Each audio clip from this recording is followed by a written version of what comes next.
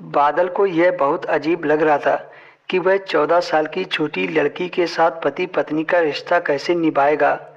प्रिया दुल्हन की तरह तैयार होकर सुहाग सेज पर बैठी थी, लेकिन बादल की हिम्मत नहीं हो रही थी कि वह कमरे में जाकर उसके साथ कुछ करे, क्योंकि बादल 28 साल का जवान लड़का था और प्रिया सिर्फ अभी 14 साल की थी।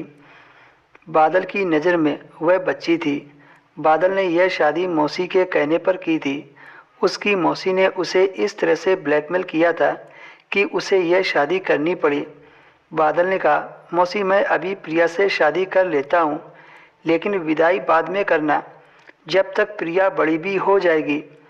लेकिन मौसी ने बादल से कहा, नहीं, शादी के अगले दिन विदाई की जाती है।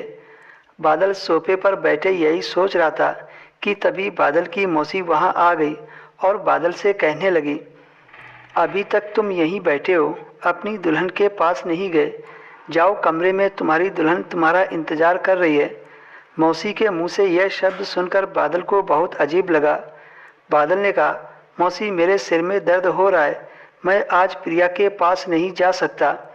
मौसी ने कहा, बादल कोई बहाना नहीं चलेगा।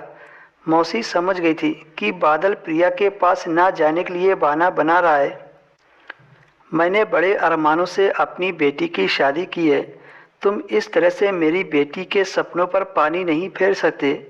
मौसी की बात सुनकर बादल हैरत में पड़ गया और सोचने लगा, कैसी माँ है, इतनी छोटी सी उम्र में अपनी बेटी की शादी कर दी और अब मुझसे ज़बरदस्ती सुहागरात मनाने की बात कह रही है।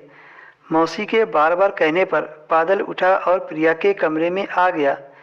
बादल ने जैसे ही दरवाज़ा खोला, प्रिया दुल्हन सी सजी सिर झुकाए बैठी थी। बादल को उस पर तरस आ रहा था।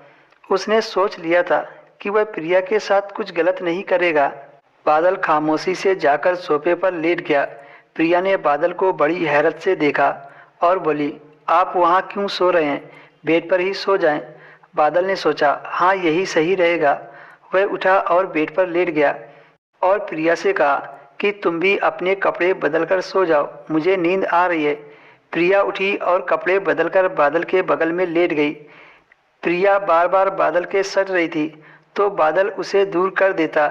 शायद प्रिया नींद में ऐसा कर रही थी, लेकिन जब प्रिया बादल के करीब आ जाती तो उसके जज्बात जाग जाते थे।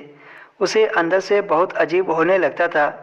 उसे समझ नहीं आ रहा था कि वह प्रिया के साथ रिश्ता बनाए या नहीं, क्योंकि प्रिया उसकी पत्नी थी और एक लड़के को अपनी पत्नी पर पूरा हक होता है। लेकिन बादल ने अपने आप पर कंट्रोल किया और सारी रात बिना कुछ गलत किए गुजार दी। सुबह जब प्रिया की आंख खुली तो बहुत देर हो चुकी थी। सुबह के 9 बज रहे थे, लेकिन प्रिया अभी तक सो रही थी। बादल उठकर घर से बाहर निकल आया। बादल नौकरी की तलाश में था। उसे कोई नौकरी नहीं मिल रही थी। वह कुछ ना कुछ करके थोड़े बहुत पैसे कमा लाता था। मौसी के घर में उसकी ज़िंदगी बड़े मज़े से कट रही थी। बादल के मम्मी पापा नहीं थे, इसलिए मौसी ने उसे पाला था और बड़ा होने पर मौसी ने अपनी बेटी से शादी बादल से कर दी। बादल की तो शादी की उम्र थी, पर प्रिया बादल से बहुत छोटी थी। अचानक से मौसी की तबीयत खराब हो गई तो उन्हें लगा कि अब वो नहीं बचेंगी। इस वजह से उन्होंने अपनी बेटी की शादी बादल से कर दी थी और बादल को ऐसे बंधन में बांध दिया था जिसे वह छोड़कर भी नहीं जा सकता था। किसी तरह बादल इस रिश्ते को निभा रहा था, लेकिन एक दिन बादल जैसे ही घर पहुंचा तो प्रिया उसे पकड़कर अपने कमरे में ले गई और बेड पर लिटाकर। दोस्तों, इसके आगे की कहानी जारी रहेगी। नेक्स्ट पार्ट देखने के लिए वीडियो को लाइक करें, शेयर करें और चैनल को सब्सक्राइब करें।